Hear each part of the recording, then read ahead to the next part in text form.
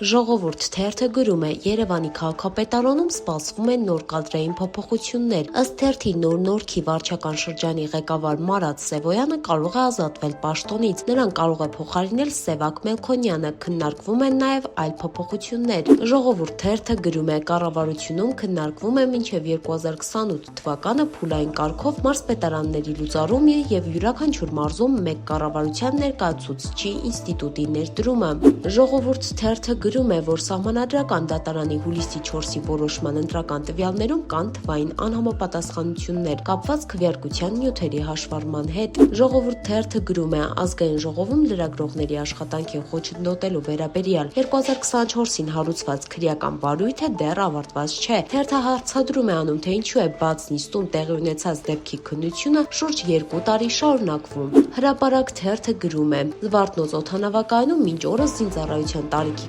քաղաքացիներին վարժական հավաքաների ծանոթագրեր են հանձնում, այդ թվում կարճաժամկետ այցով Հայաստան ժամանողներին։ Հրապարակ թերթը գրում է Իշխանությունը Կոտայքի նոր մարզպետի թեկնածու է փնտրում։ Քննարկվում է, որ Ահարոն Սահակյանի հնարավոր տեղափոխության դեպքում մարզպետ կարող է նշանակվել ՔՊ պատգամավոր Լիլիթ Ստեփանյանը։ Հրապարակ թերթը գրում է, որ կալանքի պայմանները տարբեր անձանց համար տարբեր են, իսկ քաղաքական գործիչների եւ իշխանության քննադատների նկատմամբ կիրառվում են առավել խիստ սահմանափակումներ։ Դե ինչ, այսքանն ենք պատրաստել ձեզ համար։ Մնացեք մեզ հետ եւ եղեք տեղեկացված։